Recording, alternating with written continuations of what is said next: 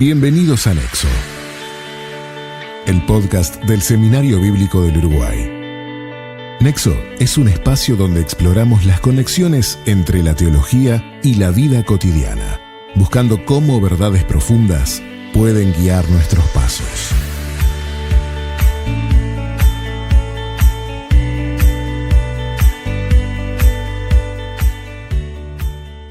Hola a todos, bienvenidos a Nexo, el podcast del SBU. Yo soy el anfitrión de hoy, David Roberts, y estoy con Angie James, que está acá con nosotros. Angie es misionera, es esposa, es madre, y está acá para hablar con nosotros sobre la consejería bíblica. En el ministerio de la iglesia local, ¿dónde entra?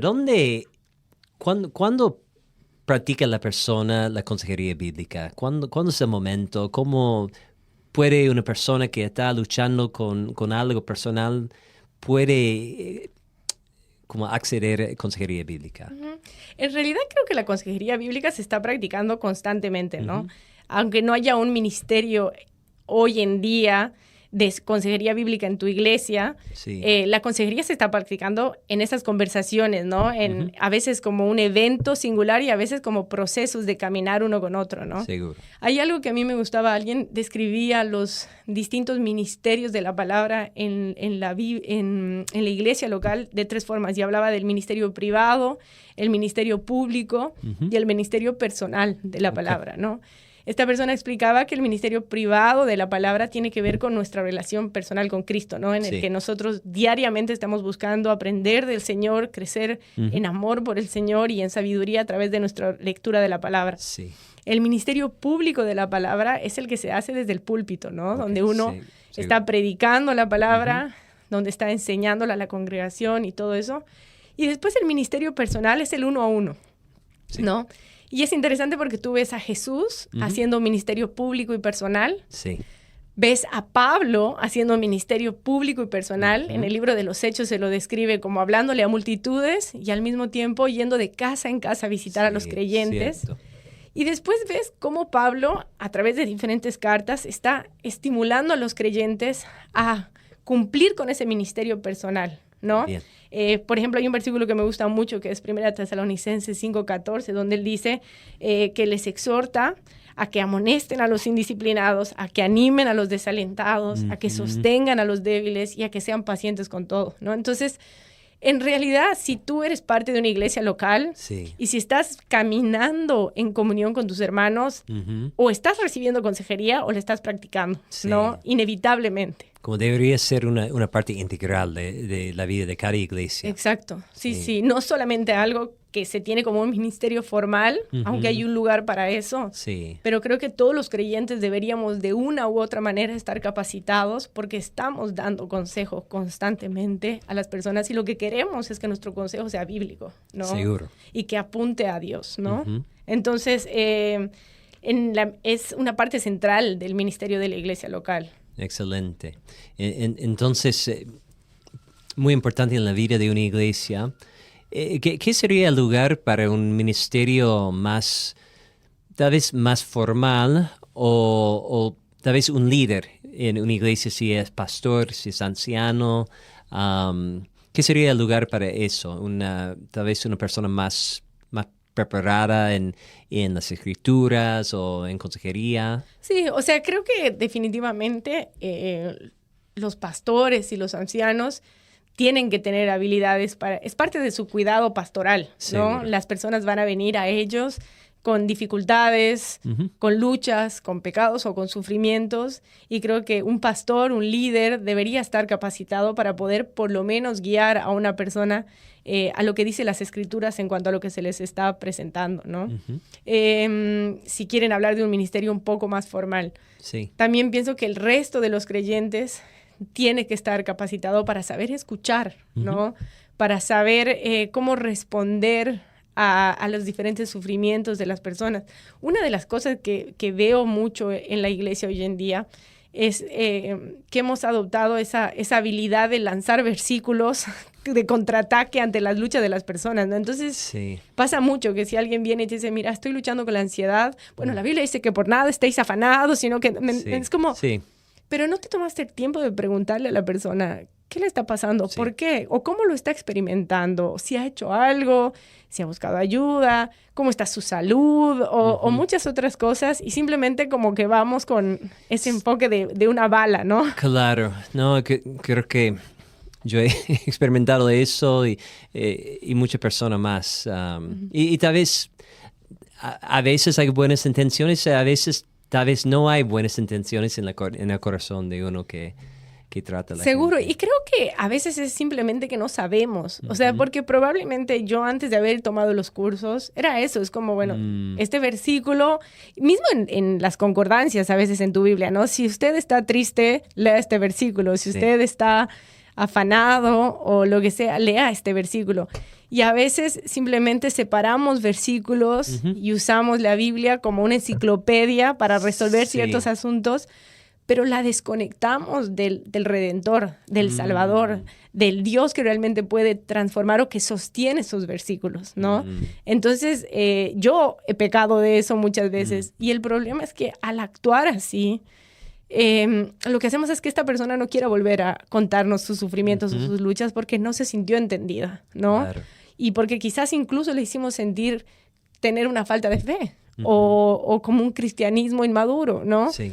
Entonces creo que si bien hay un lugar para el ministerio formal, creo que parte de la formación de todo creyente en su deseo de crecer en madurez debería ser crecer en esa capacidad también de amar a las personas que Dios ha puesto alrededor de él correctamente, ¿no? Creo que lo que estás hablando es un punto muy importante. Estoy pensando en eso, estás escribiendo cómo acompañar a otros. No solamente estar presente, pero tal vez acompañar, estar presente, sabiendo que es Dios que obra. Y aparte, hay que tener mucha sabiduría y discernimiento en el uso de la palabra de Dios. Solamente recitar un versículo tal vez no es el momento justo, aunque sea la verdad de Dios y su palabra. Obviamente Dios tiene que estar en medio de todo el proceso, pero no es, tal vez no es tan sencillo. Sí, no, creo que no. Sí, pero creo que lo importante es que uno puede crecer en esas habilidades, porque la Biblia a lo largo del Nuevo Testamento y de la Biblia entera habla de que Dios quiere capacitar a los santos para el ministerio, ¿no?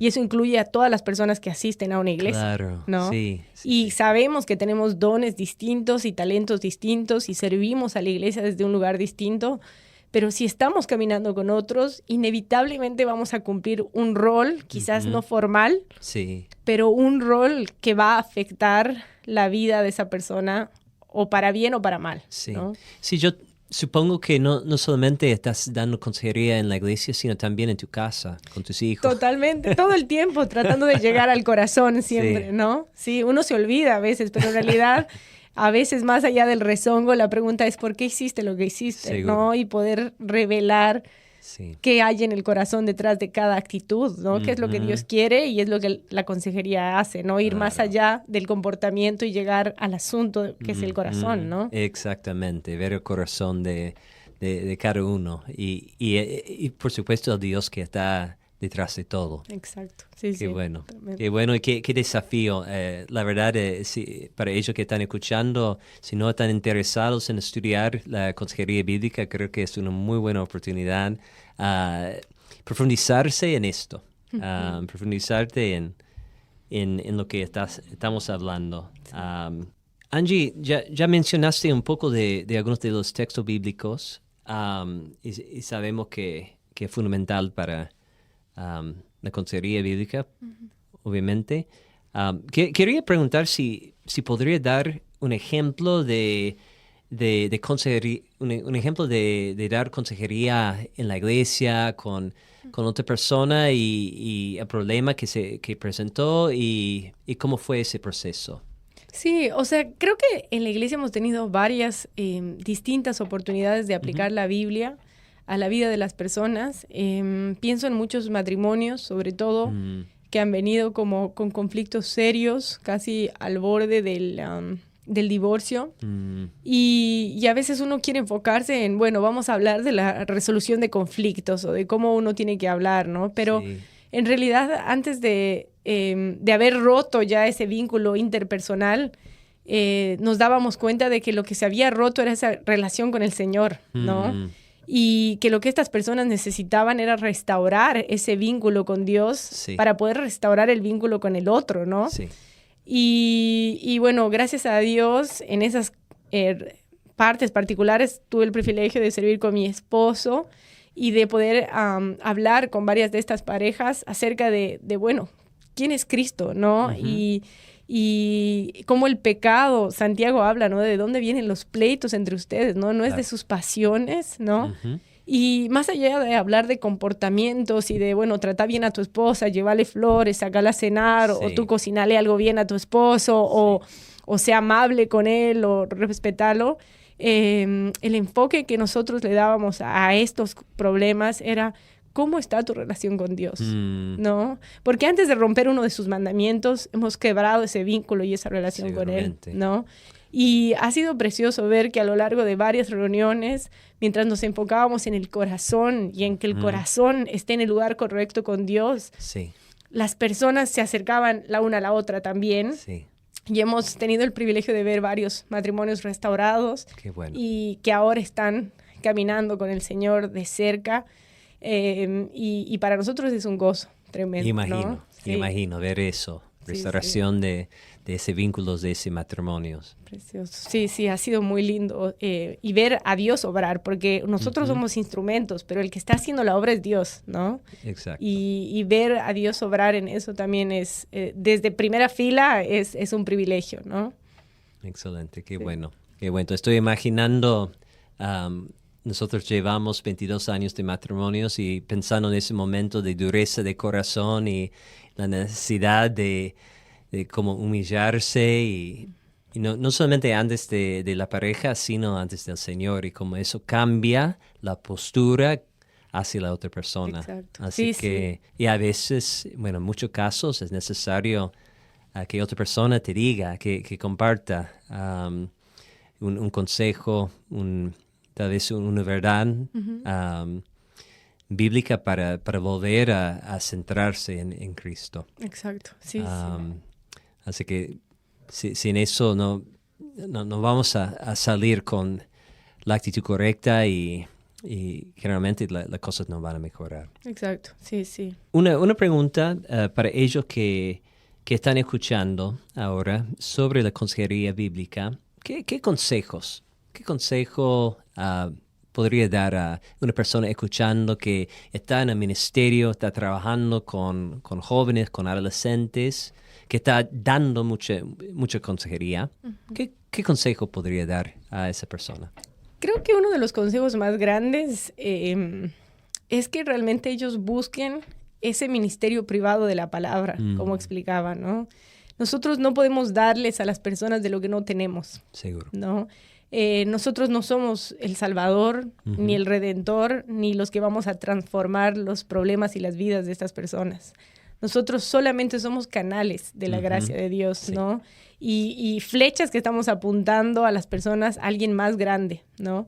Pero si nosotros mismos no tenemos la mirada puesta en ese alguien más grande, vamos a hacer que estas personas vengan a nosotros, nos miren a nosotros y buscar nosotros cambiar a estas personas. Sí. Y vamos a frustrarnos grandemente cuando nos demos cuenta que no tenemos la habilidad de hacerlo, ¿no? Claro. Y creo que es muy fácil tirar la toalla ahí y querer renunciar a todo eso, ¿no? Sí. Entonces creo que el consejo más grande es enfóquense en su tiempo privado con el Señor, ¿no? Porque solamente en esa unión con Cristo y en esa dependencia de Cristo, que como decía Jesús, ¿no? Apartados de mí nada pueden hacer, ¿no? Que vamos a poder realmente llevar fruto, apuntar a las personas al lugar correcto y hablar de lo que el Señor está haciendo primeramente en nuestras vidas, claro, para animarlos a ellos después a seguir por ese camino que ya hemos atravesado. Entonces, creo que el ministerio a veces nos puede distraer de lo mejor. Sin duda. Y entonces el ministerio se trata de las personas, pero se trata por encima de eso de Jesús, ¿no? Y que nuestro corazón esté buscando y caminando en pos de Él, en primer lugar, para servirle bien después, ¿no? Muy bien. Así que un buen consejo, no podemos dar lo que no tenemos. Y tal vez no es suficiente solo tener un tiempo de estudio, de comunión con el Señor y después pasar un tiempo con poco tiempo íntimo con Él. Tiene que ser constante, pero el ministerio exige a veces mucho a los obreros y a veces cuesta mantener ese tiempo, pero es necesario, es fundamental. Es fundamental, sí, definitivo. Pensando un poco en las iglesias, la iglesia donde están ustedes, la iglesia en Uruguay, ¿qué ves como algunos de los problemas más comunes o una de las necesidades más comunes que está hoy en día? Sí, creo que uno de los deseos que tenemos de enseñar en la clase justamente es eso, hablar de los problemas comunes en consejería, ¿no? Sí. Que no son tan distintos de lo que se ve fuera de la iglesia. Seguro. Yo diría que conflictos, todo el tema de la salud mental hoy en día, ¿no? Lo que es la depresión, la ansiedad, definitivamente están en su auge, no solamente entre adultos, sino adolescentes y jóvenes. Sí, cada vez más, ¿no? Cada vez más. Y bueno, es lo que estamos cosechando los frutos de muchas cosas, de una mala inversión del tiempo, ¿no? Tal cual. Pero definitivamente la ira, el enojo es un problema tremendo. Sí. Hoy más y más vemos problemas de abuso sexual también, lamentablemente. Traumas, que es ahora algo de lo que recién se ha empezado a hablar en la iglesia, porque a veces eso llega tarde a la iglesia, lamentablemente. Sí. Pero la idea del trauma complejo. Sí. Y últimamente también algo que he estado viendo mucho es el abuso espiritual, ¿no? Las personas llegan a la iglesia de otras iglesias donde lamentablemente se ha ejercido un abuso espiritual sobre sus vidas y eso ha causado grandes daños porque distorsiona la imagen de Dios. Seguro. Distorsiona la comunidad y cómo debería vivirse. Distorsiona tu confianza por los líderes que Dios ha puesto. Sí. Y realmente hiere el corazón, ¿no? Que necesita después ser restaurado. Claro. Entonces, es lo que por lo menos en la iglesia se ve más, ¿no? Todo ese asunto. ¿Podrías dar un ejemplo general un ejemplo de un abuso espiritual? Sí, claro. Nosotros hemos recibido personas en la iglesia, de iglesias donde los pastores tienen un rol casi de un dictador, ¿no? Cómo crías a tus hijos lo determina el pastor, el color de auto que compras, cómo inviertas tu dinero, la interpretación de las escrituras de una forma que en realidad no es bíblica o exegéticamente correcta para manipular a las personas. Y estas personas creen pensando que esa es la forma correcta, ¿no? Y después cuando abren los ojos a la realidad, hay un dolor profundo y una desconfianza profunda con Dios por haberles permitido vivir eso y con personas supuestamente temerosas de Dios que han abusado de ese rol o ese poder y que los han oprimido. Y después con los líderes que Dios ponga en sus vidas porque no saben si son dignos de confianza o no. Claro. ¿No? Creo que el problema más grande es que se usa la Biblia para manipular. Y como no tenemos la costumbre de estudiar la Biblia por nosotros mismos, no podemos distinguir. Claro, sí, es un desafío. En mi experiencia he conocido a algunas personas que han pasado por algunas situaciones así. En muchos casos, personas con buenas intenciones, tal vez de servir al Señor y seguir los consejos de un líder, pero como no tenían conocimiento de tal vez todas las enseñanzas, la sana doctrina, las buenas enseñanzas de la Biblia, no sabían que había algo equivocado en eso. Exacto, sí. Generalmente el oprimido es víctima, ¿no? Realmente lo hacen siguiendo a alguien en quien han depositado su confianza, que es la persona que aprovecha su posición y causa mucho daño, ¿no? Y lo tremendo es el efecto que tiene en la visión de estas personas acerca de Dios, ¿no? Porque si esta persona es su representante, ¿cómo será él? ¿No? Seguro. Y yo sé que hay otros casos en familias, en hogares, tal vez hogares cristianos, donde no están practicando, los padres no estaban tratando bien a sus hijos, y por supuesto eso distorsiona mucho la imagen de Dios y de un Padre celestial que es bueno. Es muy lamentable, pero es una realidad, y qué desafío restaurar a esa persona, ayudar a esa persona a llegar a un buen concepto de Dios como Padre y Jesús como pastor. Bueno, seguimos con algunas preguntas más. Mencionaste que algunas personas han llegado a Cristo a través de la consejería. Entonces, ¿la consejería bíblica podría ser aún para un incrédulo? Sí, creo que como hemos estado hablando hasta ahora, la consejería bíblica generalmente se usa en el marco de una iglesia local, ¿no? Sí. Teniendo en cuenta que las escrituras son, digamos, el fundamento o el cimiento, y que la persona con la que estás hablando se somete a esas escrituras, ¿no? Pero hemos visto casos en los que personas han tratado de buscar ayuda fuera de la iglesia y no la han encontrado, y que se han acercado a la iglesia en busca de ayuda, y ha sido una oportunidad de presentarles el evangelio, ¿no? Okay. Creo que, como te decía, hay problemas comunes dentro y fuera de la iglesia, ¿no? Como problemas de salud mental o el enojo, ¿no? Que uno puede tratar desde un punto de vista bíblico y tienen algo de común dentro y fuera de la iglesia, ¿no? Sí. Pero creo que tenemos que ser muy cuidadosos al hablar con un inconverso, de entender que la fuente del cambio, la persona que puede transformar el corazón es Cristo, ¿no? Entonces necesitamos compartir el evangelio con estas personas. Si estas personas están viniendo a la iglesia a pedir ayuda, saben lo que les espera. Claro. ¿No? Claro. Entonces, ellos han venido y saben que parte de las expectativas va a ser que la palabra de Dios va a ser compartida.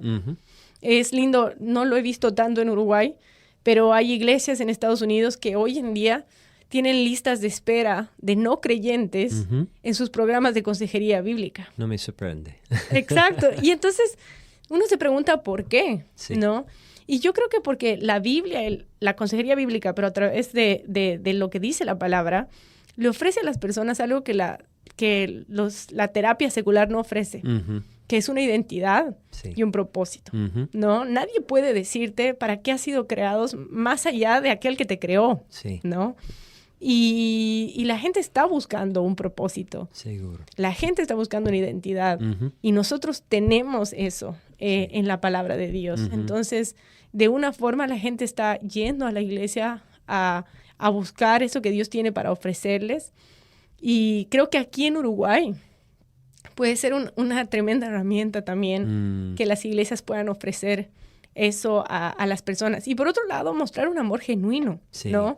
Porque en muchos casos nosotros vemos que, claro, después de la hora de terapia, no hay vínculo, ¿no? Pero en la iglesia tú estás compartiendo la vida con estas personas, no solamente es ahora. Claro, ¿no? Claro. Sí, no hay una brecha, digamos, entre un profesional y un paciente, un cliente. Exacto. Sino hay una invitación para ser una parte de tu vida, de una comunidad. Exacto. Y eso tiene un efecto tremendo en la vida de las personas también, porque lo que ellos quieren es ser amados, ser parte, pertenecer, ¿no? Y eso solo te lo puede ofrecer la iglesia, ¿no?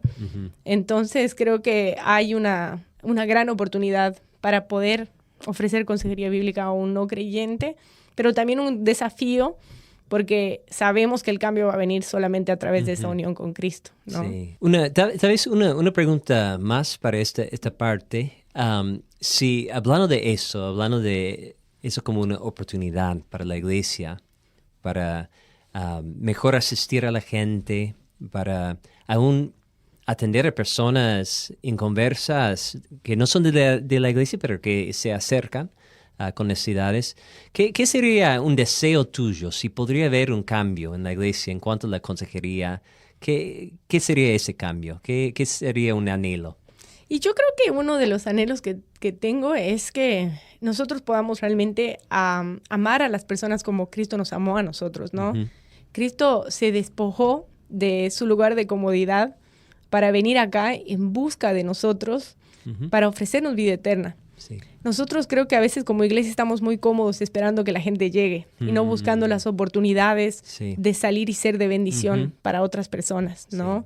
Entonces, me encantaría que nos sintamos capacitados por la Biblia, por el Espíritu Santo y por el entrenamiento que uno pueda recibir para ir en búsqueda de aquellos que están perdidos, sin esperanza y sin Dios, como los describe Efesios, ¿no? Y que podamos ofrecerles primeramente el Evangelio y a Cristo, y después de eso las herramientas que están en la palabra de Dios para, no digo vivir una vida sin sufrimientos, pero para poder enfrentar la vida y lo que nos toca vivir de una forma que sea buena para nosotros y que glorifique a Dios.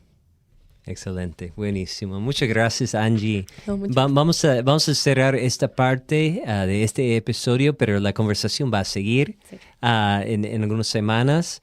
Y bueno, hay mucho para masticar en esta primera parte, y pensando en algunas cosas que ha dicho, que la consejería ya está sucediendo en la iglesia. Ellos que están atendiendo a la gente, están usando bien la palabra de Dios para acompañar, para instruir a las personas, para ayudar a las personas a ver a Dios y estar en comunión con Cristo. Ya está sucediendo. Pero hay oportunidades, hay formas de profundizarse aún más en la consejería bíblica. Y eso es algo que has hecho personalmente, por lo que yo entiendo, y estamos para brindar esa oportunidad en algunas de las materias que vienen, y eso va a ser el tema principal de los otros episodios. Exacto, sí, muchas gracias, Dave, un buen resumen de lo hablado hoy. Bueno, estaba escuchando, prestando atención, y muchas personas más, supongo, así que, bueno, para todos los oyentes, han escuchado mucho de consejería bíblica, que se acerquen al seminario para hacer preguntas, sobre el eje ministerial, sobre la materia que vamos a ofrecer en el año que viene, y que sigan escuchando el podcast para conocer más. Bendiciones para todos. Gracias por escuchar Nexo. Puedes seguirnos, dejar una calificación o compartir el podcast con un amigo. Escúchanos en Spotify y conoce más sobre el seminario en Instagram, Facebook o nuestro sitio web, seminariobíblico.com.